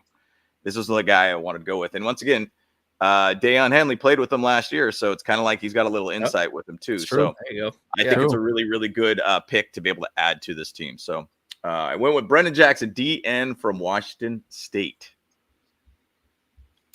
I like that. You know, it's funny. I was actually hoping to get the defensive end from Utah that I talked about, the guy that had some knee problems. Drawing a blank on his name all of a sudden, but he's freaking awesome. And the only reason why he keeps dropping is because of his knee issues. He's had some major injuries, and it's just been bad. And he was picked before me too. So everything I wanted was actually pushed down. So I kind of went with my second choice every single time. But, you know, it was kind of annoying to some degree. But I got a few of the guys I wanted. But anyway, so again, guys, rank all of us. Oh, looks like Larry likes you. Boy, Larry. Larry's paid off Larry, dude. Man, yeah, I think he did. Shoot. What's going on here, dude? I just told him about that. Venmo's growing right now, dude. It's starting to grow, dude, just a little by little, dude. Yeah, little by little. And Steele's kind of like Xander 2.0. I kind of like him in that regard. Yep. I do think he's that guy. But a little more physical, or not physical, a little more of a running back guy, a little more better juke moves, you know. So I like that. A little more versatility with him in that regard. Yeah. So, okay, our last round, 7th round, and then we're going to recap, guys, and then we could go through a few more thoughts as well, too. Yep, for sure. Okay. All right, here's my previous thing. Okay, there you go. Round 7, final battle, baby. All right. Okay, so like I said, I went defense all the way around this next round for sure. So I was thinking a little bit like what James is thinking about there. I was thinking about D-line for sure. Like, and I was looking at the guy.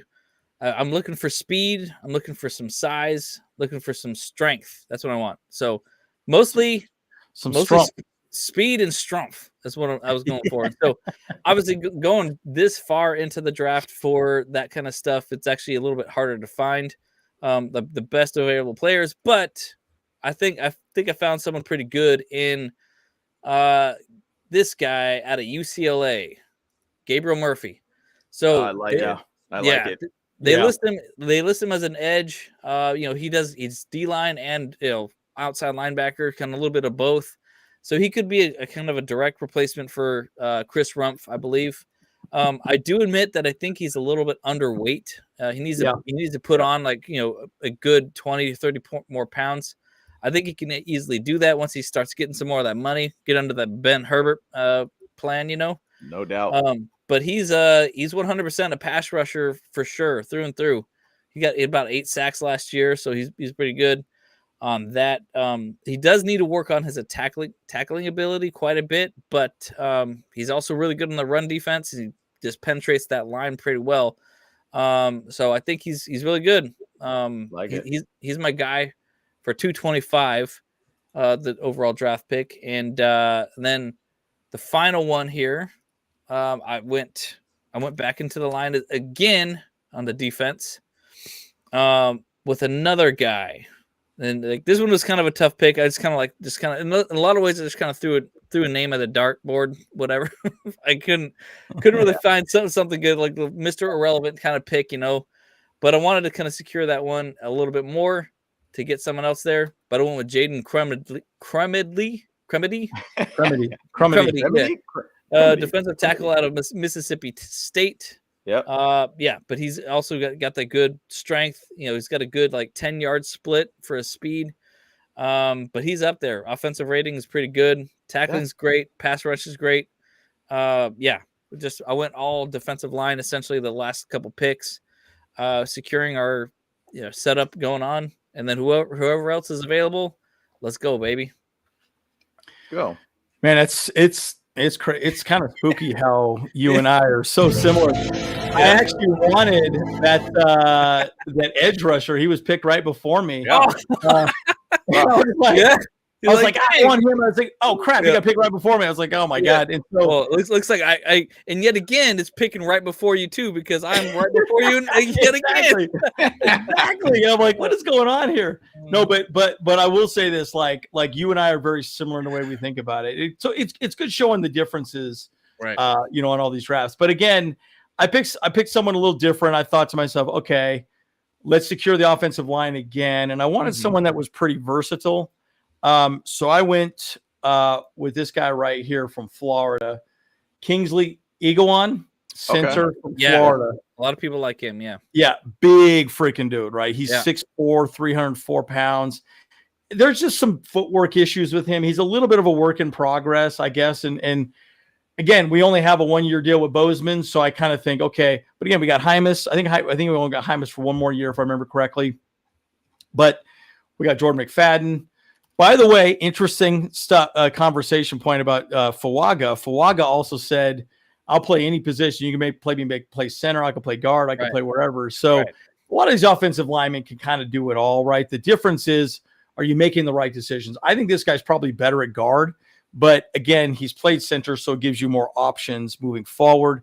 Again, but he's really projected as a day 3 pick, right? So this is pretty late.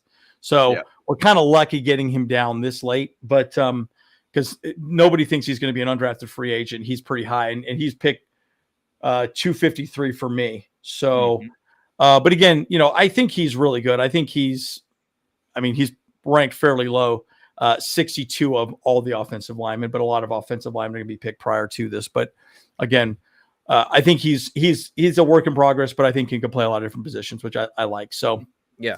And he's had a ton of snaps at center, almost 2,000 snaps at center. So a lot of good stats on his pass protection and everything else. So that's kind of why I chose him.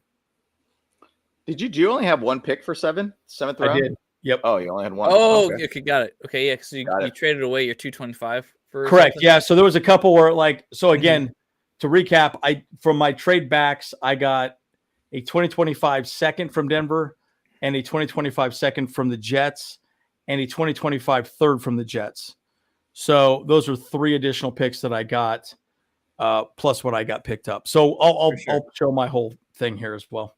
Nice. Got it. What up, Billy? Hey, so 7th round, once again, I view 7th round a little bit as like, this guy could be an undrafted free agent. But, you don't want to go to the open market where all these teams are going to want to throw contracts at them and just try to lock in some players that you feel has got some good potential. And I really kind of viewed it a little bit that way. So it's kind of like a little bit of reach, but you want to lock a player in and not have to go to the free market of trying to get these guys. So, with pick 225, I kind of looked at it like this. What do we have in the cornerback room right now? What's going to be next year in 2025? What's it going to look like? You want to get guys that are embedded in the system too. I went a little bit more like, hey, let's get fast, long, tall kind of guys at the cornerback side of things. And so when I ended up looking at this one player who actually has met with the Chargers too. So keep that in mind, boys. Hey, so I ended up going with my pick. James Sawyer selects at 225. My guy, DeCameron Richardson, cornerback from Mississippi State. Oh, yeah. So, yeah. I like this pick because of speed, too. Height. He's 4.34 speed at 6'2 height. Just has the ability to track the ball extremely well. Confident in his game. Does a great job with press, which is what I'm expecting that this defense is going to do. Yep. Packs a really strong punch at the line. There is a chance he does a little bit more over pursuing on that, too, and it kind of expects him to really push them off their routes. But he has a solid ability to recognize where the ball's at, and it stays very, very close to his assignment. So I'm a big fan of his game. Yeah. And I think DeCameron Richardson could be an added bonus, not just in the cornerback room, but I think also in special teams as a gunner. And I think he has the ability to also be a guy that could return punts if necessary, too. So I'm kind of thinking as a multi-dimensional type position with him. Obviously in pick 7th round, you're going to be kind of like, you need to find a way to get on special teams. And I think this guy's got a good chance to be able to be a nice added bonus to the cornerback room plus these special teams group. So I like him. Cameron Richardson, cornerback out of Mississippi State for pick 225. Yeah, that's good. That's a real good one. Now this is my pick. This is my pick. This is another guy the Chargers have met with, and I've highlighted him. And a lot of guys, and once again, I want to hear your guys' thoughts on this one. But this is my guy. This is my guy. This is the Brock Purdy for the Chargers, dude. And I'm a big fan of his, man. And so I haven't chose tight end. I haven't chose a tight end, guys. Oh, dang. Oh no, I know where you're going with this. I haven't. I know where you're going with this. I know you're going with out. Don't let the secret out. Hey, don't let the secret out. This is it. This is my guy. And once again, going back to that idea that you probably could have picked this guy as an undrafted free agent, but I'm kind of just like thinking there is some intangibles about his game that I really, really like. And I think that he's got a good chance to be able to be a nice added bonus, plus add a lot of size to this whole position. So at pick 253 for the NFL draft of 2024, James Sawyer selects Mason Ply. Look at that. Look at that stiff arm. Boom. Boom. Take it.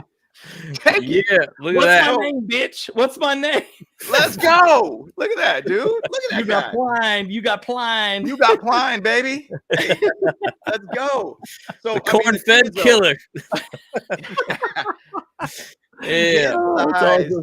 Oh, His size is ridiculous, in my opinion. 6'7", 260. Like, I feel like if you kind of look at some of the tight ends with the Chargers right now, they're like kind of bigger guys, kind of around that 250, 260 type range. This guy's got something to him that when you watch his film, kind of reminds me of Kelsey. He just understands how to utilize his body, find those zone like spaces to be able to sit in, be open, ready for the ball. Good hands all around. He was a basketball player converted to a tight end. Yep. I'm hoping some Antonio Gates vibes here. You know, I'm hoping for that kind of thing. Yeah. And I think this guy has a great chance to be able to be something all around. You know, bottom line, I love just this idea of having another tight end in the room, build that O-line or build another guy that could be a great pass catcher for Justin Herbert, give him another weapon all around. So Mason Pline, tight end, Furman, Brock Purdy of the draft. Let's go. I like Brock it. Purdy of the draft. Let's go, baby. Yep. Let's go. So, Dude, I like it. I like it. Oh. Wow. let's go. Wow. Yep. And Kevin, he met with the Chargers too, man. So, hey, there's got to be some hits at some point. And I love it, man. I think that was a good draft all around. So now we're at this point, guys. We're done. We're done. That's right. The draft is Let's complete. do a recap of all of our picks too, by the way, guys. Okay, so Kyle, do you have a recap slide? I don't have a slide, but I have my thing pulled up. Okay, I'll pull mine up real quick. Yeah. And then do you have yours as well, James? Yeah. I don't have a recap, but I'll just go through the slides real quick. Okay. So here's my recap. So I also wanted to pick for this year, fill gaps, but also get some additional picks next year. So that's kind of what I went with. But again, Tallahassee Fuaga, Xavier Worthy, speed, linebacker, defensive tackle, cornerback Josh Newton, Cade Stover, tight end, another cornerback, another running back, and another offensive lineman that can play a couple different spots on the line, and 3 additional picks for next year. Right. So that's what I went with. So Love I like it. it. Yeah. Oh, you're sending Kay Adams to my house. Hell Hey. yeah. Yeah. Woo-wee. Oh, I Okay, think so- I think that's to James's house after that because he. Oh. I think he thought it was. I think he messed up. Yeah. No, it's a- I don't know, man. Hey, I got a wife. We're good. You know. So I don't need that. Ace throwing you under the bus, dude. He said you were. Oh, dang. Oh, man, dude. Bro, Aether, we can't talk anymore. Don't slide in the DMs anymore. We good. Oh, We dude, good. no more We DM good. talk. What a hater, Dude. bro. No more late night DM talk. Yeah. Man, Aether drinking that haterade, dude. What's going on there, dude? Oh boy. Hey, Kyle, do you have your recap? Yeah. Here it is right Okay, here. here we go. Yeah. So I traded down twice in the first, our 5th for the 7th, and then our 7th for the 10th. and then we got an extra second round, and we moved down a little bit on the third. So we had our 10 picks for this year. So that's kind of a minimum requirement, like that we were all talking about, But then we got an extra pick next year from the Jets there for the fourth. So I went obviously right tackle for the first, and then I went wide receiver, cornerback, wide receiver. Mostly speed and size. Like basically minimum requirement was for all my players is like 6 feet something and over 200 pounds. For most positions. Then I went a center, but is also a guard, kind of a Swiss Army knife lineman. So we were secured on that. And then I went Cade Stover, tight end, pretty solid guy. And then Tommy Eichenberg, the Tommy gun for a linebacker. Yep. Isaac Guerrero, speed and size and breaking tackles. Like, that's more physical type players, and then Gabriel Murphy, edge, Jaden Crumley. Let's go. Love it. Like that. Yeah. That's great. Yeah. That's I great. thought it was honestly, like, I'll be perfectly honest, I'm not super happy with my draft. The draft did not fall the way that I wanted it to fall exactly. I would have loved, like I said, Neighbors or MHJ at the very beginning, but they weren't available. So I was like, okay, fine. So Yep. And that's like the same idea that I had. Like with my draft, like if Marvin Harrison Jr. was available, I would have stuck with him. Like I would have probably stick and pick, just because you get kind of a potential generation guy, another pedigree guy. Exactly. 100%. That's and exactly he got what I picked thought too. basically by the Cardinals just before. But Right. Either way, hey, I don't mind adding more talent all around. If you feel like you could add a lot more high-level based players, I went with that idea with the trade with the Vikings to be able to get their first two first-round picks. Plus, basically, we ended up kind of having a swap of 2025 picks where I gave them a third-round pick for 2025, but we got a fifth round in 2025.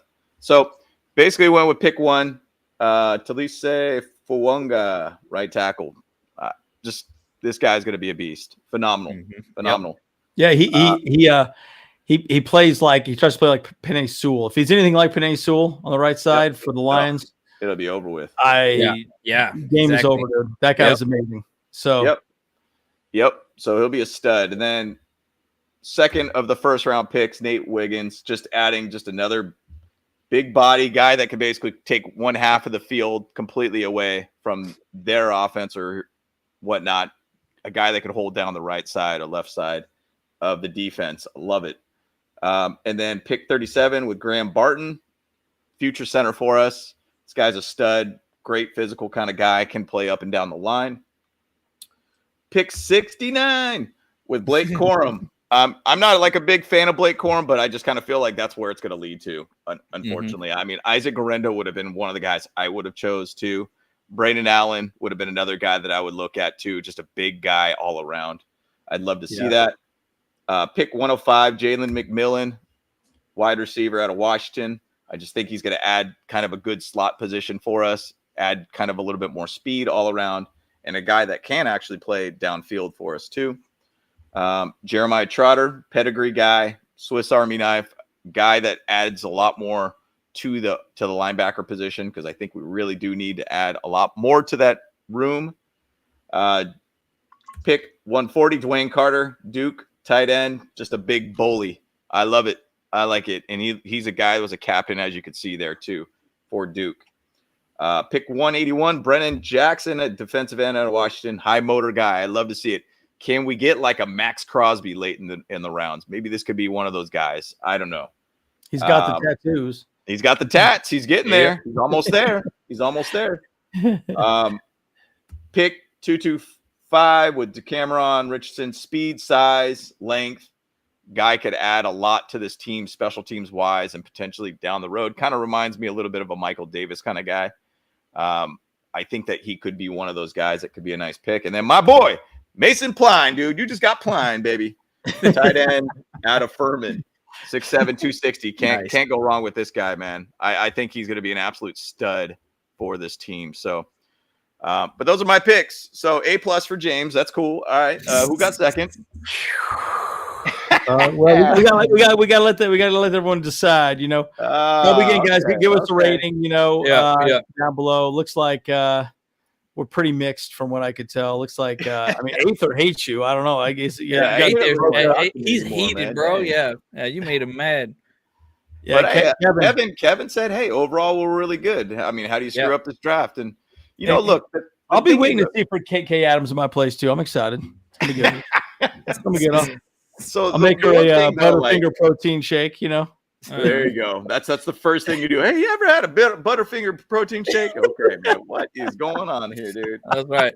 Jeez, man. But it's funny. Before we did this live, Andrew was chatting about his draft, and he's like, "I don't know, man. Like, I don't know how I feel about my draft." And I'm like, "You can't have a perfect draft. It's pretty much impossible." Right. But I kind of viewed it as like, what are we going to be system fits? What are the goals of this team? What are we trying to achieve? You want to be able to find those guys all around. So, so that's kind of where my mind was at. Fit what the mantra of this team is: physical, fast, length, size, speed. Basically. So I got to be Kevin. Kev, you're the best. Yeah, man. So Kyle got a C+, I got a B+. And then Aether gave you an F, James. Dang. You got an F, bro. What's going on, dude? Wow. Hey, but Michael. You gave first or last. Michael gave me the gold cup and the first place trophy too, or the medal. Right. So hey, Larry was also like, he was man. You still how much did you pay Larry? Like each round? You gotta send that Venmo, dude. I'll give him a surprise, dude. I'll throw something in there, dude. Give him a nice tip. I like it. Yeah. Well, we'll post up all of our drafts as well too, so best we can, and get you guys kind of our recaps of this draft. But again, next week I think we're going to do a video. I guess James and I have been talking. We're going to do a video. Well, you're going to go live on Wednesday, aren't you, Kyle? The night before the draft. I'm going to do something the night before the draft. I'm not 100% sure what I want to do with it though. Because like maybe I'll kind of try and like show kind of my bingo board or something like that. Like I like that. Yeah, because honestly, like I don't really want to do another draft in a lot of ways. Like maybe I might do like one final draft thing, but I'm not 100% sure like what I want to do the night before the draft. It was the night before the draft. Not a player was sleeping. Ain't no man. Honestly, that's the thing. The night before the draft, when I was a player, like in the draft, I wouldn't sleep. I would be so antsy and nervous. I'd be like, that would literally be like way more worse of a feeling than Christmas as a kid. Because you're like, dude, you get your name called. Oh my gosh, like that's some of those videos of seeing like the players getting the phone call like and just breaking down and crying and all the hard work that they've worked for like from like, dude, it warms my heart, man. Like that. This is why like the draft is so special to me.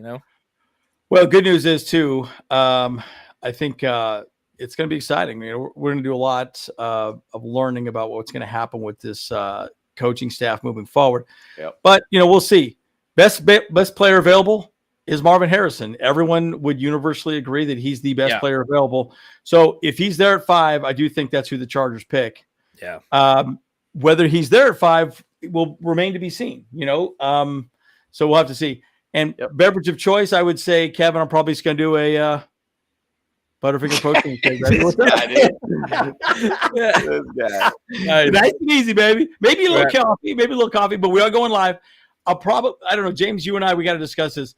But by the way, I was going to do also a video on free agents that I still think we could sign. So part of the reason why I didn't pick too many wide receivers, I do think we're going to sign a veteran wide receiver at some point. I think one of those guys that we've been talking to, we are going to sign because it makes sense. We need one more veteran to round it out. You would like another person there. So we'll see how it goes. And again, remember, after the draft, players get cut because they have huge cap space. And they're like, well, we got an awesome edge rusher. Let's get rid of this guy. We don't have to pay him another $5 million. That'll free up some space. So there's a lot of cuts after the draft, right? So again, there's going to be a lot of movement. So I'm probably going to we'll do a video on maybe Joe Ortiz, kind of recapping his draft philosophies. And then maybe, I don't know, maybe we'll have to figure out if we want to do probably do the free agent thing after the draft or something. I don't know. We'll figure that out. So got some ideas on videos for you folks. And again, we're the Bolt Bros. We're here for you guys. And we're going to do extensive videos on all the players also, guys. So we're going to go deep and wide. on these players. I was also going to say, remember, we do have, the Chargers actually are sponsoring a lot of draft parties for Thursday, too. Yes. So go on the Chargers website and check it out. There's one in San Diego, a couple, I think, in Orange County and LA. Really good. Even to say out here in Arizona, there's one. If anybody from Arizona is here locally, it's going to be at the Twin Peaks in Tempe, Arizona. So there's going to be a good crew of people that are there. I might actually be there to broadcast the podcast from there. So you might be able to say hello. Maybe even jump into the pod real quick. So, I mean, we're just going to, and I'm wondering if we're going to pick at 5. I mean, we might end up picking like 21, or maybe we'll do some crazy thing, because I'm expecting some weird things to happen with this draft, dude, because they want to find more and more picks. And I think the possibility of it is we might trade back. I mean, I think we all traded back in our mocks, to be honest. So we didn't stick with it. So, yeah. And again, I think the only reason why I traded back was Marvin Harrison was not there. Right. You know, the recap of that guy is he is so good at double coverage and creating separation. He's a once in a lifetime type of dude, man. You cannot pass him up. That's why I don't think he'll be there for us. That's why I think Arizona's going to stick and pick him. But who knows? Who knows? Maybe, who knows? Maybe the Vikings make the trade with him, with Arizona, and then they trade back. So, we'll see how that goes, right? So, anyways. And I think some people are asking about the one that's happening in San Diego for the draft party. It's at Dirty Birds in Ocean Beach. Mm-hmm. Dirty Birds in Ocean And actually, I could just share it real quick on the screen while we're here, guys. Just so everybody kind of knows where they're at. I mean, it's going to be cool. Chargers are sponsoring it. These are obviously local clubs that are also put this together, but the Chargers are sponsoring it. They're bringing players there. They got giveaways, all that kind of stuff. So very, very cool. Very cool. So Bastards Canteen in Downey, you got Dave and Buster's in Orange, Dirty Birds at Ocean Beach, Rockin' Brews in Buena Park, and then Soust in El Segundo. So that's going to be actually, I think, El Segundo is where the new headquarters at, or at least called the Bolt. It's now the headquarters name. That's close by. I think it's actually I think Soust is actually right over near the Top Golf, I want to say, or it's a part of Top Golf or something like that. Because I remember somebody talking about that.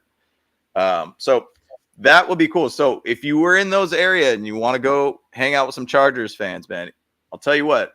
It's awesome to be a Chargers fan right now. There's a lot of buzz about this team, especially with Jim Harbaugh and everything. So it's fun to be able to be around everybody once again and to be able to, enjoy the draft party with everybody. So it'll be a good time. Right. Kyle, and are you going to watch? Are you going to go draft party? Yeah, I'm pretty sure I'm going to be going to the Bastards Canteen over there in Downey. Downey, okay, cool. Yeah. Honestly, the biggest problem is it depends on if work's going to be a kind of a pain in the butt. So. Yeah. Okay. Because I'm gonna try and show up in the morning, do as much as I can, and then I'll kind of dip out early. And get out there. So, but yeah, so I'm gonna have my stuff. I'll try and set up and go live as well, and we'll just be hanging and chatting the whole time. Looks like I'll be the only one. I'll be on my onesie, but my alone. I'll be all in my feelings. So that's cool, guys. I'm excited, man. I mean, and looks like I got the trophy though from. The Chief dude gave that to you. Wow, Chief. Man, bro.